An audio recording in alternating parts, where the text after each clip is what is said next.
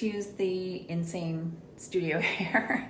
I thought I would take you through my studio setup. This is my oil painting studio. Some of you may have seen it before. With my oil painting studio setup, I have my big easel here and whatever piece I'm working on.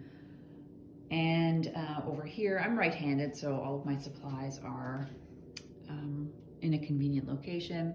Like, who does not have this cute little trolley from IKEA, right? It's a mess now. I am a really messy painter. I managed to keep it off my clothes, but my workspace is just a disaster for the most part. I'm hoping that this beautiful new Wave Posh palette will keep me a little bit more organized. One of the awesome features in my life now is this monitor, which is mounted to the wall, and I've got it hooked up to my laptop.